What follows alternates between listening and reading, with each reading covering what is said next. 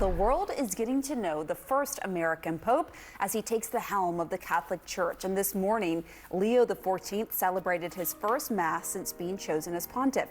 And he became the first to start his first homily in English. The new Pope was born in Chicago as Robert Francis Prevost. He has two older brothers who used to tease him about one day becoming Pope. I want to bring in CNN's Whitney Wild from Chicago because she just spoke to one of his brothers. Tell us about that conversation, Whitney. Pamela, we talked a lot about what his childhood was like, what were the sights and sounds, and what John Prevost described to us was it was a really typical suburban American upbringing. It was sports with the neighborhood kids. It was pickup games of football and baseball. He also talked quite a bit about his mother. Their mother had this beautiful singing voice. She was a member of the church choir, and their experience as a family, as I had said before, was in so many ways very typical, but there's one way it was not typical. And it was very clear from a very early age that now Pope Leo would go on to do something great within the church. And there was this moment when their family dropped him off when he left to go begin that journey. We talked a little bit about that moment with him. Here's what John Prevost said about the moment that his brother left their family at just 14 years old to begin his journey in the Catholic Church.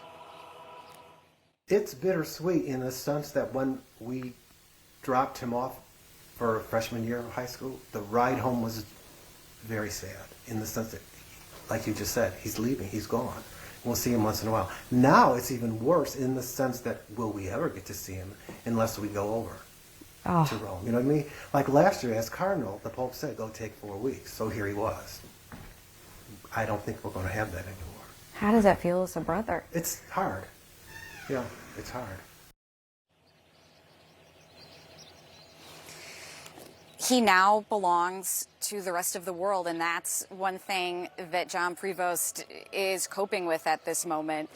It was really extraordinary to hear him talk a lot about that, Pamela, because I think what people maybe don't remember is that these are normal people with normal people around them who love them, and now he is again, he belongs to the rest of the world. But today, John Prevost, in a couple hours, is getting in the car. He is going to go to Rome and see his brother now as Pope. So what an extraordinary moment awaits him in Rome. Wow. Pamela? Can you imagine just what that is like for a family when a sibling becomes Pope? Whitney Wild, excellent interview with the brother. Thank you so much. It's the Pope. That's how the Chicago Sun-Times summed up Leo XIV, who was born and raised in the Windy City. This morning featured another historic moment. The first American Pope began his first homily in English.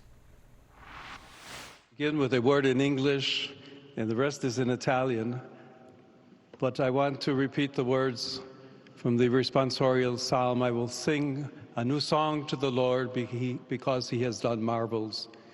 And indeed, not just with me, but with all of us. My panel is back, and we're joined by Stephen White, the Executive Director of the Catholic Project at Catholic University. Welcome back. It was just a few days ago you were sitting right at this seat, and we were saying, oh, there's probably not going to be an American Pope. And here we are. We were hoping for a Jersey Pope, and it turned out to be a Pope from Chicago. Yeah, but you're happy. You're happy about that. I won that one, yeah. So, I mean, what are your sort of feelings about this as somebody who literally studies the American Catholic population as strictly as you do? Yeah, it was interesting to see right when he came out on the loggia, when he was first announced to the world as Leo XIV. There were a couple symbols he was clearly sending. One was he talked a lot about the themes that were big in Pope Francis's pontificate, but he was also dressed in a way that Pope Francis wasn't when he came out. He was dressed in a way that sort of signaled a continuity with Benedict XVI and John Paul II and previous popes. So I think he was signaling a kind of synthesis of the two. We're going to keep going forward with being close to the poor and looking to the peripheries like Francis did. But the church didn't start when Pope Francis was elected. And then we're going to build on what's solid and secure. I think there's an interesting thing in the church in the United States. We see this this uptick among interest in Catholicism among young people. There's a slight rise, it's small, but there's a notable rise among young people going to Mass. You see an interest among a generation that frankly, people who are 40 years old and younger have grown up in a world where the big institutions of society haven't really been working all that well. Our politics are increasingly polarized. The church has gone through a horrible abuse crisis here in the United States. I think they're looking for something solid, something that can allow them to put roots down deeper. And the church can provide that by saying, look, we're here through all of that, and gives us a firmer foundation, not absolute certitude, but something solid to build on. And we see that here in the United States. We see that among younger Catholic priests who are theologically very conservative, but politically moderate and ethnically diverse, more so than older priests. Well, I'm glad you mentioned the P word, politics, because we have seen the tweets from an account posting in Prevost's name. Prevost is Pope Leo's previous name, birth name. And in these posts, he, or the post at least, talks about J.D. Vance's Ordo Amoris and what the gospel asks of all of us on immigration. Another said, J.D. Vance is wrong. Jesus doesn't ask us to rank our love for others.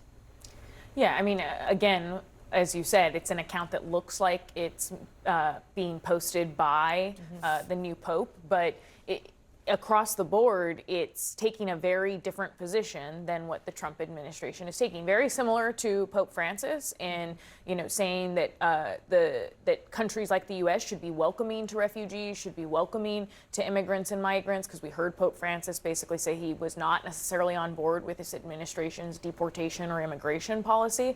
And so it'll be interesting to see how much Pope Leo now decides to carry that on and to be a slight opposition force to the administration, if at all, in terms of how he thinks countries should treat the poor and immigrants. And it's seen through a different lens because he is American. But as you mentioned, Pope Francis was very, very clear that he did not like the Trump administration's immigration policies. And it was interesting to see J.D. Vance, who is now a devout Catholic, tweet about Pope Leo. And he said, I'm sure millions of American Catholics and other Christians will pray for his successful work leading the church. He didn't say he would. He's a Catholic.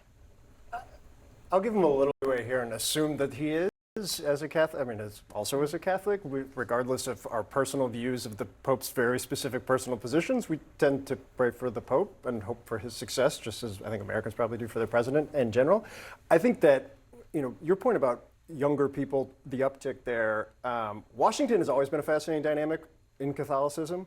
The kind of open and very public discussion about the faith and how the faith should go or trend with the newer converts in particular, the younger members in particular, people like J.D. Vance, is a shift. That group, and you can correct me if I'm wrong on this, but this is my sense, is far more conservative, I think, in terms of how we in the faith would think about it, and would disagree, as you've seen J.D. Vance do in the past, with some of the positions of a more Jesuit-aligned kind of direction of things. The one thing I would say is immigration in general, there's a pretty unified view on that within the church that is diametrically opposed to where the Trump administration is. I think the thing that I'm fascinated by, beyond the discourse about White Sox or Cubs, which is by far the most important thing that we understood yesterday, is He's White Sox what for is people who missed it. emphasized by Pope Leo, not necessarily kind of the core beliefs. The core beliefs are going to be the same. What he decides to emphasize, talk about, and focus on. And it does seem to me like we're talking about the immigration positions now. Like he does not seem to be where a lot of Democrats, for example, would want him to be on gay marriage or He's Catholic, right? not a Democrat. And I think what it really comes down to is it really says something about the political moment that we're in America and beyond. But in America, where it's right away, is the Pope, is he more with Trump or not with Trump, right? He is the Pope. But that's also coming from MAGA world. For sure. Yeah, to go back a word in defense of the vice president, in that very tweet, he said, "May God bless him." He did. That's a prayer. That's him asking God to bless him. That's All right, a I'm prayer glad you in said itself. that. I think the Pope has spoken in the past. There's sort of limited public statements, and his position on immigration, as I've understood him in the past, is this. It's very similar to what the USCCB has said. It said, not everybody who arrives here needs to be let in or allowed to stay. Okay, but that having been said, the one absolute thing that must happen is that these people who come here, most of them needy and looking for a better life, must be treated with dignity and with respect. And I think that's the point of emphasis you'll see over and over. It's not going to be that Rome wants to dictate this or that particular policy on immigration, but the emphasis and insistence that these are human beings who must be treated with dignity and respect, because that's what they deserve, and it also says a lot about us, whether we treat them that way or not. And for people to call that position woke, which is like it's a new way of thinking about things, he's going, I'm no expert on Catholicism or the Pope, but that's not reflecting like a revelation of the Catholic Church in the last couple of years. That's going back millennia.